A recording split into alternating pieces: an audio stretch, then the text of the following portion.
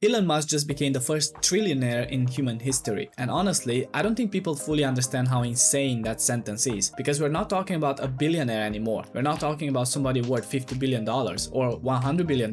We're talking about a number so large that your brain almost stopped processing it, $1 trillion.